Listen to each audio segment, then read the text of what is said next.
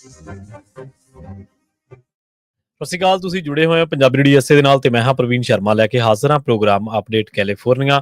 Update California program ਦੇ ਵਿੱਚ ਕਈ ਅਹਿਮ ਤੇ ਕਈ ਖਾਸ ਖਬਰਾਂ ਨੂੰ ਲੈ ਕੇ ਚਰਚਾ ਕਰਨ ਦੇ ਲਈ ਜੁੜ ਚੁੱਕੇ ਨੇ ਹਰਜੋਤ ਸਿੰਘ ਖਾਲਸਾ ਜੀ।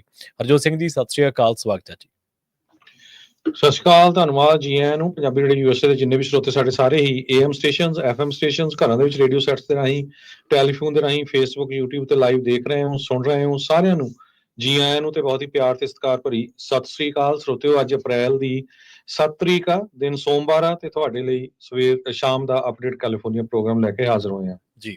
ਅਪਡੇਟ ਕੈਲੀਫੋਰਨੀਆ ਪ੍ਰੋਗਰਾਮ ਨੂੰ ਸਪਾਂਸਰ ਕਰਦੇ ਨੇ ਖਾਲਸਾ ਇੰਸ਼ੋਰੈਂਸ ਏਜੰਸੀ ਵਾਲੇ, ਜਿਨ੍ਹਾਂ ਤੋਂ ਤੁਸੀਂ ਹਰ ਤਰੀਕੇ ਦੀ ਇੰਸ਼ੋਰੈਂਸ ਲੈ ਸਕਦੇ ਹੋ। ਇੰਸ਼ੋਰੈਂਸ ਬਾਰੇ ਪਤਾ ਕਰਨ ਲਈ ਇਹਨਾਂ ਦਾ ਨੰਬਰ ਹੈ 468-272-2500। ਇਹ 1992 ਤੋਂ ਲਗਾਤਾਰ ਇੰਸ਼ੋਰੈਂਸ ਬਿਜ਼ਨਸ ਦੇ ਵਿੱਚ ਸ਼ਾਨਦਾਰ ਸੇਵਾਵਾਂ ਦੇ ਰਹੇ ਨੇ ਤੇ ਅਮਰੀਕਾ ਭਰ ਦੇ ਵਿੱਚ ਇੰਸ਼ੋਰੈਂਸ ਕਰਦੇ ਨੇ। ਓਬਾਮਾ ਕੇਅਰ, ਮੈਡੀਕੇਅਰ ਜਾਂ ਫਿਰ ਕਵਰਡ ਕੈਲੀਫੋਰਨੀਆ ਬਾਬਤ ਪਾਲਿਸੀ ਕਰਵਾਉਣ ਦੇ ਲਈ, ਸਲਾਹ ਲੈਣ ਦੇ ਲਈ ਅੱਜ ਹੀ ਕਾਲ ਕਰੋ 468-272-2500 ਤੇ। ਟਰਕੀਨਾ ਇਮੀਗ੍ਰੇਸ਼ਨ ਲਾ ਫਰਮ ਵਾਲੇ, ਜੇ ਟਰਕੀਨਾ, ਟੋਨੀ ਟਰਕੀਨਾ ਦੇ ਨਾਲ ਤੁਸੀਂ ਯੂਐਸਏ ਇਮੀਗ੍ਰੇਸ਼ਨ ਬਾਬਤ ਕੋਈ ਵੀ ਸਲਾਹ ਕਰਨੀ ਹੈ, ਕੋਈ ਵੀ ਸਵਾਲ ਪੁੱਛਣਾ ਤੇ ਇਹਨਾਂ ਦਾ ਨੰਬਰ ਹੈ 4159090503। Gurbachan Singh Nagra Sacramento, Sarabjit Singh Kulwinder Singh Dhoot Yuba City, Gurdev Singh Sohal Antelope, Gursahib Singh Bakersfield ਤੇ ਅਵਤਾਰ ਸਿੰਘ ਮੰਜ਼ਲ ਕਲੋਵਿਸ ਤੋਂ। ਇਹਨਾਂ ਸਾਰੇ ਹੀ ਸਪਾਂਸਰਸ ਦਾ ਬਹੁਤ ਬਹੁਤ ਧੰਨਵਾਦ। ਤੇ ਜੇਕਰ ਤੁਸੀਂ ਵੀ ਪੰਜਾਬੀ ਰੇਡੀਓ ਯੂਐਸਏ ਦੇ ਇਹਨਾਂ ਪ੍ਰੋਗਰਾਮਾਂ ਨੂੰ ਸਪਾਂਸਰ ਕਰਨਾ ਚਾਹੁੰਦੇ ਹੋ ਤਾਂ ਸਟੂਡੀਓ ਦਾ ਨੰਬਰ ਹੈ 408272 ਜੀ। ਅੱਜ ਦੀਆਂ ਖਬਰਾਂ ਵੱਲ ਚਲੀਏ ਤੇ ਯੂਐਸ ਦੀ ਸੁਪਰੀਮ ਕੋਰਟ ਨੇ ਪ੍ਰੈਜ਼ੀਡੈਂਟ ਡੋਨਲਡ ਟਰੰਪ ਹੋਣਾ ਦੇ ਐਡਮਿਨਿਸਟ੍ਰੇਸ਼ਨ ਨੂੰ ਬਹੁਤ ਵੱਡੀ ਜਿਹੜੀ ਜਿੱਤ ਦਿੱਤੀ ਹੈਗੀ ਆ। ਸੁਪਰੀਮ ਕੋਰਟ ਨੇ ਇਹ ਕਹਿ ਦਿੱਤਾ ਹੈ ਵੀ ਪ੍ਰੈਜ਼ੀਡੈਂਟ ਟਰੰਪ ਹੁਣੀ ਹੁਣ alien enemies act fast deportation ਦੇ ਲਈ ਵਰਤ ਸਕਦੇ ਹੈਗੇ ਆ। ਸੋ ਇਹ ਪਹਿਲਾਂ ਇੱਕ ਜੱਜ ਨੇ ਡਿਸੀਜਨ ਦਿੱਤਾ ਸੀ, ਉਸ ਤੋਂ ਬਾਅਦ ਉੱਪਰਲੀ ਕੋਰਟ ਗਈ, ਉਹਨਾਂ ਨੇ ਜੱਜ ਦੇ ਨਾਲ ਸਹਿਮਤੀ ਕੀਤੀ। ਅਲਟੀਮੇਟਲੀ ਇਹ ਯੂਐਸ ਸੁਪਰੀਮ ਕੋਰਟ ਦੇ ਕੋਲ ਕੇਸ ਚਲਾ ਗਿਆ ਕਿ ਗਰਸੀਆ ਨਾਮ ਦੇ ਇੱਕ ਬੰਦੇ ਨੂੰ ਅੱਜ 12 ਵਜੇ ਤੋਂ ਪਹਿਲਾਂ ਐਲ ਸਲਵਾਡੋਰ ਦੀਆਂ ਜੇਲ੍ਹਾਂ ਤੋਂ ਇੱਥੇ ਲੈ ਕੇ ਆਉਣਾ ਸੀ, ਪਰ ਕਿਉਂਕਿ ਸੁਪਰੀਮ ਕੋਰਟ ਨੇ ਡਿਸੀਜਨ ਦੇ ਦਿੱਤਾ, ਹੁਣ ਇਹ ਅਨਸਾਈਨ ਡਿਸੀਜਨ ਹੈਗਾ। ਇਸ ਕੇਸ ਦੇ ਵਿੱਚ ਬਹੁਤ ਕਲੋਜ਼ਲੀ ਵਾਚ ਸੀ। ਇਹਦੇ ਵਿੱਚ ਸੁਪਰੀਮ ਕੋਰਟ ਨੇ ਕਿਹਾ ਵੀ ਟਰੰਪ ਐਡਮਿਨਿਸਟ੍ਰੇਸ਼ਨ 1798 ਵਾਲਾ ਕਾਨੂੰਨ for speed removal while litigation over the act use place, ਜਿਹੜੀਆਂ ਲੋਅਰ ਕੋਰਟਸ ਦੇ ਕੇਸਿਸ ਆ ਉਹ ਸਾਰੇ ਹੁਣ ਖਤਮ ਹੋ ਗਏ ਜੇ ਸੁਪਰੀਮ ਕੋਰਟ ਨੇ ਇਹ ਡਿਸੀਜਨ ਦੇ ਦਿੱਤਾ ਹੈਗਾ। ਸੋ ਜਿਹੜੇ 3 ਲਿਬਰਲ ਜਸਟਿਸਿਸ ਸੀਗੇ ਉਹਨਾਂ ਨੇ ਇਹਦੇ ਅਗੇਂਸਟ ਡਿਸੀਜਨ ਦਿੱਤਾ। ਜਸਟਿਸ ਐਮੀ ਵੈਰਟ ਨੇ ਜੋ ਮੈਂਬਰ ਹੈਗੇ ਆ ਉਹਨਾਂ ਨੇ ਥੋੜਾ ਜਿਹਾ ਡਿਸੈਂਟ ਕੀਤਾ, ਪਾਰਸ਼ਲੀ ਡਿਸੈਂਟ ਕੀਤਾ, ਪਰ ਓਵਰਆਲ ਜੋ ਜੱਜ ਜੇਮਸ ਬੋਸਬਰਗ ਦਾ ਆਰਡਰ ਸੀ ਵੀ ਟੈਂਪਰੇਰੀਲੀ ਬਲੌਕ ਕੀਤਾ ਜਾਵੇ ਪ੍ਰੈਜ਼ੀਡੈਂਟ ਟਰੰਪ ਉਹਨਾਂ ਨੂੰ ਏਲੀਅਨ ਐਨਮੀਜ਼ ਐਕਟ ਯੂਜ਼ ਕਰਨ ਤੋਂ, ਉਹ ਜੋ ਸੁਪਰੀਮ ਕੋਰਟ ਨੇ ਕਹਿਤਾ ਹੈ ਵੀ ਹੁਣ ਪ੍ਰੈਜ਼ੀਡੈਂਟ ਟਰੰਪ ਦਾ ਐਡਮਿਨਿਸਟ੍ਰੇਸ਼ਨ ਉਸ ਨੂੰ ਯੂਜ਼ ਕਰ ਸਕਦਾ ਹੈਗਾ। ਸੋ ਇਮੀਗ੍ਰੇਸ਼ਨ ਆਫੀਸਰਸ ਦੇ ਕੋਲ ਹੁਣ ਬਹੁਤ ਵੱਡੀ ਜਿਹੜੀ ਪਾਵਰ ਆ ਗਈ ਹੈਗੀ ਆ। ਹੁਣ ਉਹ ਕਿਸੇ ਨੂੰ ਵੀ ਫੜ ਕੇ ਜਿਹੜਾ ਆ ਇਹ ਕਹਿ ਕੇ ਵੀ ਜੀ ਇਹ ਟੈਰਰਿਸਟ ਐਕਟੀਵਿਟੀਜ਼ ਦੇ ਨਾਲ ਇਨਵੋਲਵ ਆ ਜਾਂ ਇਹਦੇ ਤੇ ਕਿਸੇ ਤਰ੍ਹਾਂ ਦਾ ਵੀ ਕ੍ਰਾਈਮ ਹੈਗਾ, ਉਸ ਨੂੰ ਸਿੱਧਾ ਚੱਕ ਕੇ ਉਹ ਜਿਹੜਾ ਐਲ ਸਲਵਾਡੋਰ ਦੀਆਂ ਜੇਲ੍ਹਾਂ ਉਹਨਾਂ ਦੇ ਵਿੱਚ ਸਿੱਟ ਸਕਦੇ ਹੈਗੇ ਆ। ਸੋ ਕਹਿੰਦੇ ਵੀ detainee subject to removal order under the AEAR entitled to notice and an opportunity to challenge their removal, ਉਹ ਚੈਲੰਜ ਕਰ ਸਕਦੇ ਆ, ਪਰ ਅਲਟੀਮੇਟਲੀ ਸੁਪਰੀਮ ਕੋਰਟ ਨੇ ਟਰੰਪ ਐਡਮਿਨਿਸਟ੍ਰੇਸ਼ਨ ਦੇ ਹੱਕ ਦੇ ਵਿੱਚ ਇਹ ਫੈਸਲਾ ਦਿੱਤਾ ਹੈਗਾ। ਜੀ ਬਿਲਕੁਲ। ਤੇ ਜੇਕਰ ਕੈਲੀਫੋਰਨੀਆ ਦੀਆਂ ਵੱਡੀਆਂ ਖਬਰਾਂ ਦੀ ਗੱਲ ਕਰੀਏ ਆਪਾਂ, ਤਾਂ ਅੱਜ ਕੈਲੀਫੋਰਨੀਆ ਦੇ ਵਿੱਚ ਜਿਹੜੇ ਕੈਪੀਟਲ ਹਿੱਲ ਦੇ ਉੱਤੇ ਜਿਹੜੀ ਵਿਸਾਖੀ ਆ ਉਹ ਮਨਾਈ ਗਈ ਆ ਤੇ ਇਸ ਸੰਬੰਧ ਦੇ ਵਿੱਚ ਪੰਜਾਬੀ ਰੇਡੀਓ ਯੂਐਸਏ ਦੀ ਟੀਮ ਵੀ ਉੱਥੇ ਪਹੁੰਚੀ ਹੋਈ ਸੀ ਤੇ ਆਪਾਂ ਜਾਣਕਾਰੀਆਂ ਜਿਹੜੀਆਂ ਤੁਹਾਡੇ ਨਾਲ ਸਾਂਝੀਆਂ ਵੀ ਕਰਦੇ ਰਹੇ ਹਾਂ। ਪੰਜਾਬੀ ਰੇਡੀਓ ਯੂਐਸਏ ਦੇ ਪ੍ਰੋਗਰਾਮ ਗੱਲਾਂ ਤੇ ਗੀਤ ਦੇ ਵਿੱਚ ਤੇ ਸਵੇਰ ਦੇ ਅਪਡੇਟ ਅਮਰੀਕਾ ਪ੍ਰੋਗਰਾਮ ਦੇ ਵਿੱਚ ਆਪਾਂ ਜ਼ਿਕਰ ਕੀਤਾ ਸੀਗਾ। ਰਾਜ ਕਰਮਵੀਰ ਸਿੰਘ ਜੀ ਸਵੇਰ ਦੇ ਪ੍ਰੋਗਰਾਮ ਦੇ ਵਿੱਚ ਵੀ ਜੁੜੇ ਸਨ ਆਪਣੇ ਨਾਲ, ਤੇ ਬਾਅਦ ਦੇ ਵਿੱਚ ਉਹ ਆਪਣੇ ਨਾਲ ਇਸ ਪ੍ਰੋਗਰਾਮ ਤੋਂ ਬਾਅਦ ਜਿਹੜਾ ਗੱਲਾਂ ਤੇ ਗੀਤਾ ਪ੍ਰੋਗਰਾਮ ਉਹਦੇ ਵਿੱਚ ਵੀ ਆਪਣੇ ਨਾਲ ਜੁੜੇ ਸਨ।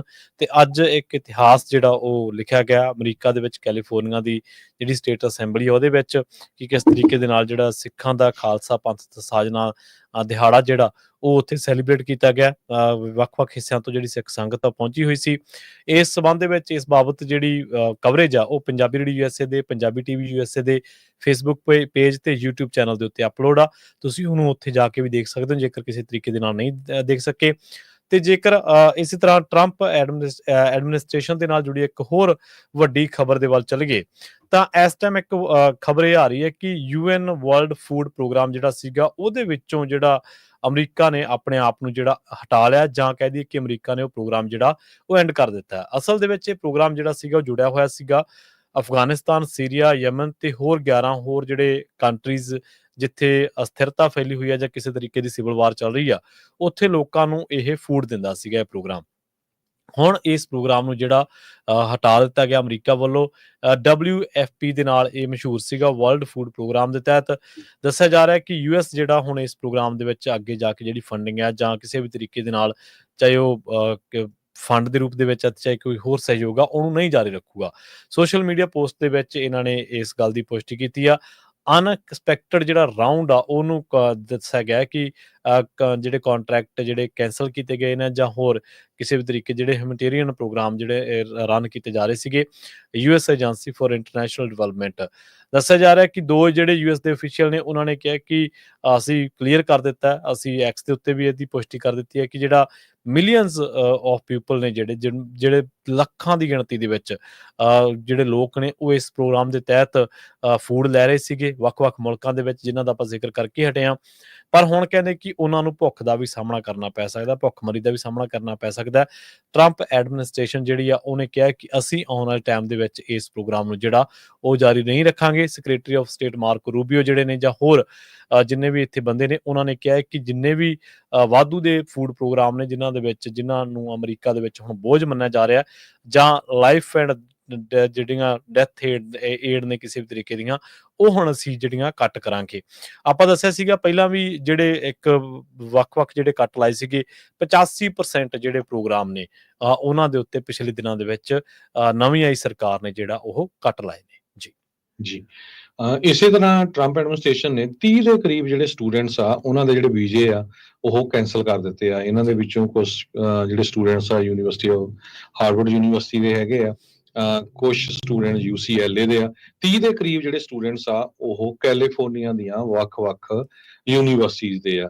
ਪਿਛਲੇ ਦਿਨਾਂ ਦੇ ਵਿੱਚ ਸੈਕਟਰੀ ਆਫ ਸਟੇਟ ਮਾਰਕੋ ਰੂਬੀਓ ਉਹਨਾਂ ਨੇ ਕਿਹਾ ਸੀ ਭਈ ਅਸੀਂ 300 ਤੋਂ ਵੱਧ ਸਟੂਡੈਂਟਸ ਦੇ ਜਿਹੜੇ ਵੀਜ਼ੇ ਆ ਉਹ ਕੈਂਸਲ ਕੀਤੇ ਹੈਗੇ ਆ। ਸੋ ਇਹ ਖਬਰਾਂ ਤੋਂ ਹੁਣ ਇਹ ਲੱਗ ਰਿਹਾ ਵੀ 300 ਤੋਂ ਕਿਤੇ ਵੱਧ ਜਿਹੜੇ ਲੋਕ ਹੈਗੇ ਆ ਜਿਨ੍ਹਾਂ ਦੇ ਵੀਜ਼ੇ ਕੈਂਸਲ ਕਰ ਦਿੱਤੇ ਗਏ ਹੈਗੇ ਆ। ਜੀ, ਇਸੇ ਤਰ੍ਹਾਂ ਬਿਲਕੁਲ ਜੇ ਇੱਕ ਹੋਰ ਰਿਪੋਰਟ ਤੇ ਗੌਰ ਕਰੀਏ, ਲਾਸ ਐਂਜਲਸ ਟਾਈਮਸ ਦੀ ਜਿਹੜੀ ਰਿਪੋਰਟ ਆ ਜਿਹਦੇ ਵਿੱਚ ਉਹਨਾਂ ਨੇ ਵੱਖ-ਵੱਖ ਯੂਨੀਵਰਸਿਟੀਆਂ ਦਾ ਜਿਹੜਾ ਦੌਰਾ ਕੀਤਾ ਜਾਂ ਅੰਕੜੇ ਇਕੱਠੇ ਕੀਤੇ ਆ, ਉਹਦੇ ਵਿੱਚ ਉਹ ਕਹਿੰਦੇ ਕਿ ਦਰਜਨਾਂ ਜਿਹੜੇ ਇੰਟਰਨੈਸ਼ਨਲ ਸਟੂਡੈਂਟ ਵੀਜ਼ੇ ਆ ਉਹ ਰਿਵੋਕ ਕੀਤੇ ਗਏ ਆ, ਕੈਂਸਲ ਕੀਤੇ ਗਏ ਆ ਲਾਸਟ ਵੀਕ ਹੀ।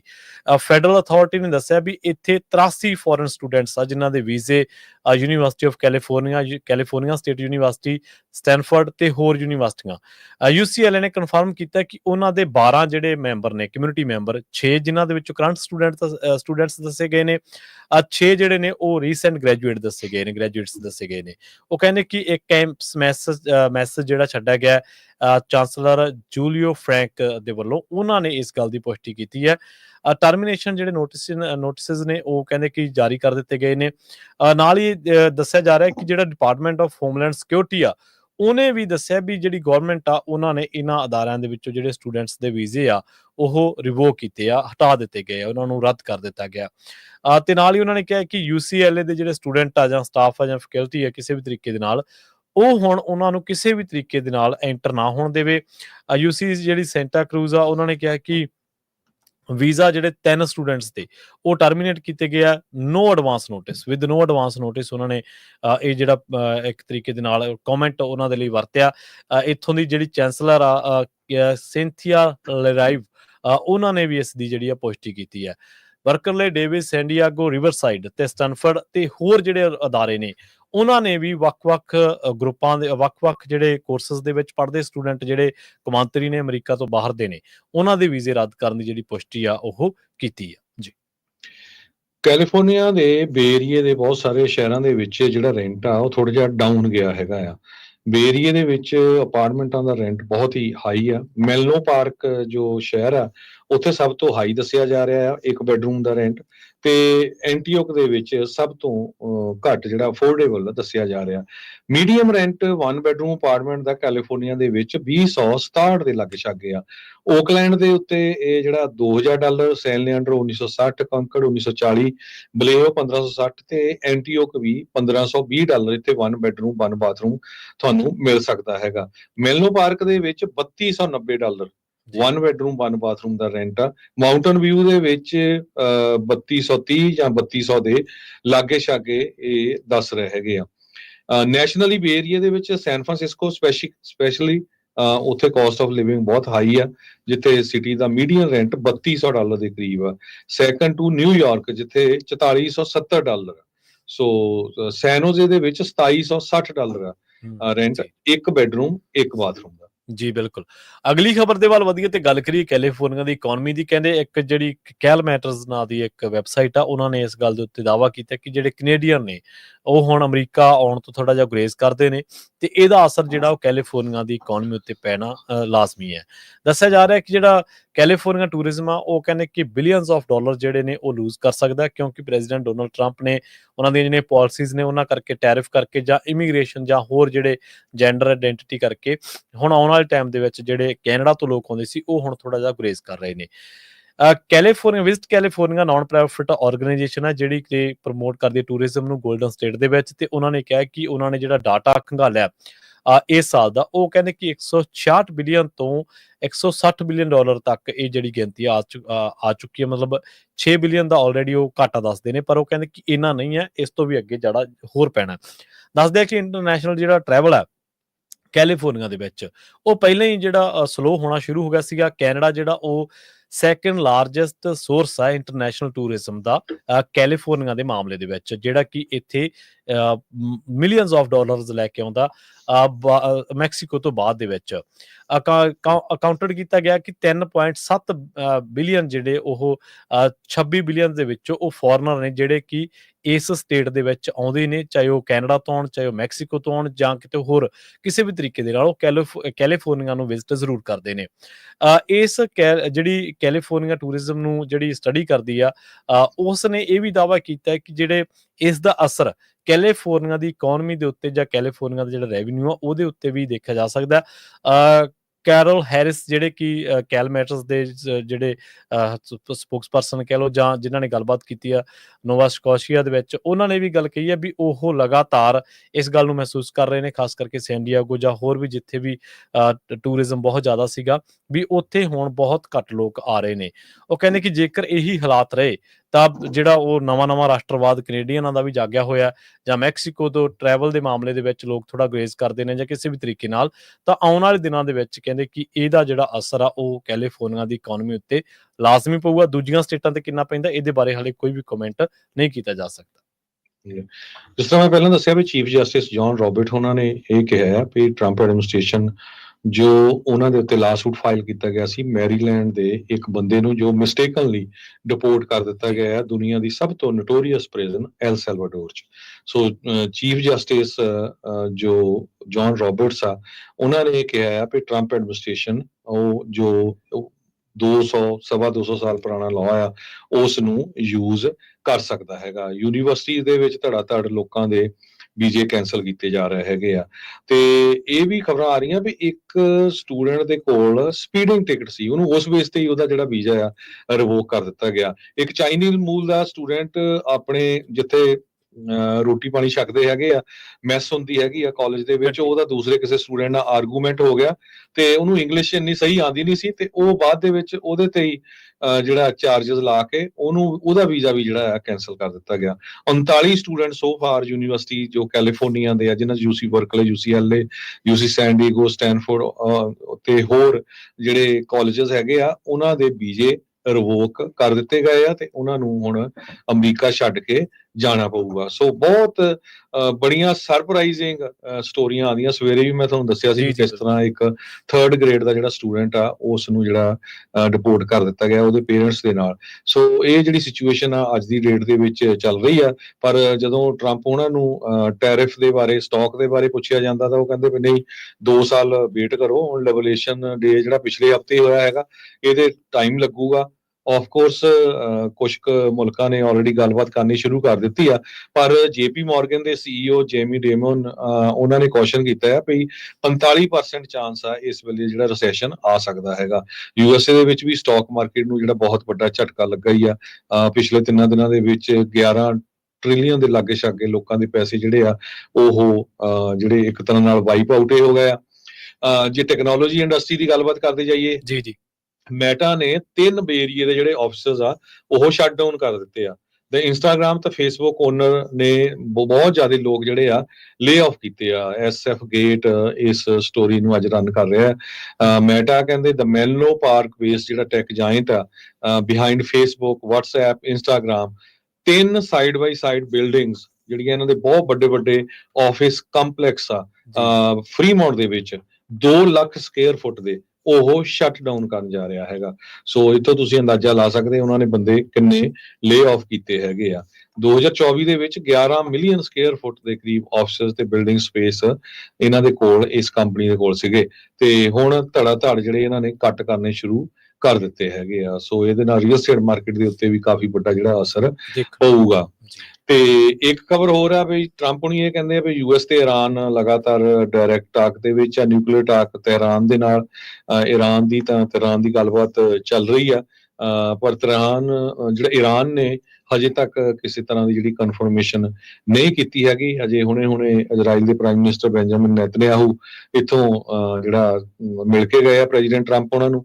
ਜਦੋਂ ਤੋਂ ਉਹਨਾਂ ਨੇ ਆਫਿਸ ਲਿਆ ਪਹਿਲੀ ਵਾਰੀ ਹੋਇਆ ਵੀ ਉਹਨਾਂ ਨੇ ਪ੍ਰੈਸ ਕਾਨਫਰੰਸ ਨੂੰ ਨਾ ਕਰ ਦਿੱਤੀ, ਕਿਉਂਕਿ ਬੈਂਜਾਮਿਨ ਨੈਤਨਯਾਹੂ ਤੇ ਬਹੁਤ ਬਲੇਮ ਲੱਗ ਰਿਹਾ ਪਿਛਲੇ ਦਿਨਾਂ ਦੇ ਵਿੱਚ 15 ਜਿਹੜੇ ਐਂਬੂਲੈਂਸ ਦੇ ਡਰਾਈਵਰ ਸੀਗੇ, ਐਂਬੂਲੈਂਸ ਦੇ ਵਿੱਚ ਡਾਕਟਰ ਸੀਗੇ, ਉਹਨਾਂ ਦੇ ਉੱਤੇ ਬੰਬ ਮਾਰ ਕੇ ਉਹਨਾਂ ਨੂੰ ਮਾਰ ਦਿੱਤਾ ਗਿਆ। ਪਹਿਲਾਂ ਤਾਂ ਉਹਨਾਂ ਨੇ ਆਨਾਕਾਨੀ ਕੀਤੀ, ਬਾਅਦ ਦੇ ਵਿੱਚ ਇਹ ਪੂਰੀ ਤਰ੍ਹਾਂ ਪ੍ਰੂਵ ਹੋ ਗਿਆ। ਪਰ ਟਰੰਪ ਨੇ ਹਜੇ ਵੀ ਇਸੇ ਚੀਜ਼ ਤੇ ਅੜੇ ਹੋਏ ਆ ਕਿ ਜਿਹੜੇ ਪੈਲਸਤੀਨੀਅਨ ਆ ਉਹਨਾਂ ਨੂੰ ਉਹ ਜਗ੍ਹਾ ਛੱਡ ਕੇ ਹੋਰ ਮੁਲਕਾਂ 'ਚ ਚਲਾ ਜਾਣਾ ਚਾਹੀਦਾ, ਤੇ ਉਹ ਜਗ੍ਹਾ ਬੜੀ ਮਹਿੰਗੀ ਹੈਗੀ ਆ। ਸੋ ਇਸ ਗੱਲ ਤੋਂ ਜਿਹੜੇ ਪੈਲਸਤੀਨੀਅਨ ਮੂਲ ਦੇ ਲੋਕ ਆ ਜਾਂ ਓਵਰਆਲ ਕੋਈ ਵੀ ਉਹਨਾਂ ਦੇ ਨਾਲ ਸਿੰਪਥੀ ਰੱਖਦਾ ਆ ਤੇ ਉਹ ਬੜੇ ਅਪਸੈਟ ਹੈਗੇ। ਬਿਲਕੁਲ ਜੀ, ਇਸੇ ਤਰ੍ਹਾਂ ਜਿਵੇਂ ਤੁਸੀਂ ਬੈਂਜਾਮਿਨ ਨੇਤਨਯਾਹੂ ਦਾ ਜ਼ਿਕਰ ਕੀਤਾ, ਇਹ ਹੁਣ ਇਹਦੀ ਇੱਕ ਵੀਡੀਓ ਵੀ ਉਸ ਅਟੈਕ ਦੀ ਜਿਹੜੀ ਉਹ ਘੁੰਮ ਰਹੀ ਹੈ ਲਗਾਤਾਰ। ਰॉयटर ਇਸ ਗੱਲ ਦੀ ਰਿਪੋਰਟ ਕਰ ਰਿਹਾ ਕਿ ਇਜ਼ਰਾਈਲੀ ਮਿਲਟਰੀ ਨੇ ਜਿਹੜਾ ਲਗਾਤਾਰ ਇਹ ਹਮਲੇ ਜਾਰੀ ਰੱਖੇ ਸੀ ਤੇ 15 ਐਮਰਜੈਂਸੀ ਵਰਕਰ ਜਿਹੜੇ ਨੇ ਸਾਊਥ ਗਾਜ਼ਾ ਦੇ ਇਲਾਕਿਆਂ ਦੇ ਵਿੱਚ ਉਹਨਾਂ ਦੇ ਉੱਤੇ ਬੰਬਾਰਮੈਂਟ ਕੀਤੀ ਸੀ। ਤੇ sense of due to a sense of threat ਇਹ ਉਹਨਾਂ ਨੇ ਸ਼ਬਦ ਵਰਤਿਆ ਸੀਗਾ। ਤੇ ਪਰ ਕਹਿੰਦੇ ਕਿ ਇਹ ਜਿਹੜੀ ਗੱਲ ਆ ਹੁਣ ਖਹਿੜਾ ਨਹੀਂ ਛੱਡੂਗੀ।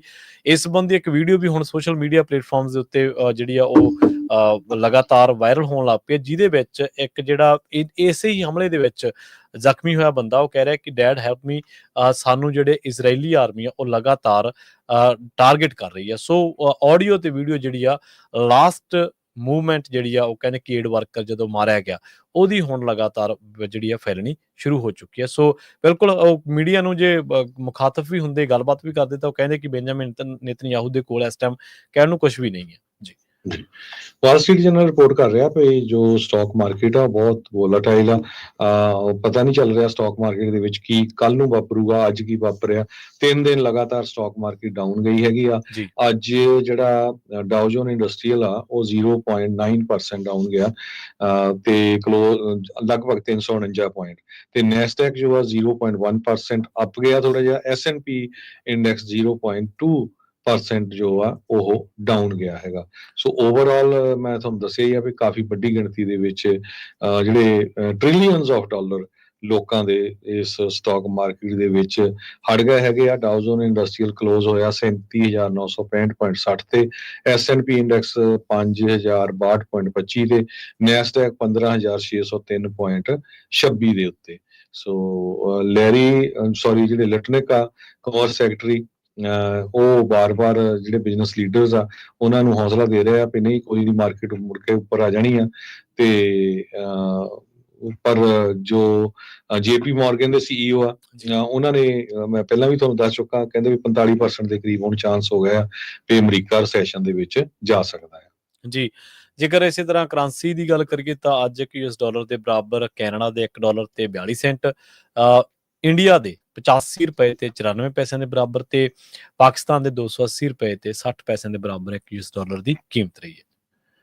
ਜੀ ਸੋ ਇੱਥੇ ਹੀ ਸਰੋਤਿਆਂ ਤੋਂ ਇਜਾਜ਼ਤ ਲੈਂਦੇ ਆ। ਮੇਰੇ ਹਰਜੋਤ ਸਿੰਘ ਵੱਲੋਂ ਤੇ ਪ੍ਰਵੀਨ ਸ਼ਰਮਾ ਵੱਲੋਂ ਤੁਹਾਨੂੰ ਸਾਰਿਆਂ ਨੂੰ ਬਹੁਤ ਹੀ ਪਿਆਰ ਤੇ ਸਤਿਕਾਰ ਭਰੀ ਸਤਿ ਸ੍ਰੀ ਅਕਾਲ ਤੇ ਸੁਣਦੇ ਰਹੋ ਪੰਜਾਬੀ ਰੇਡੀਓ US।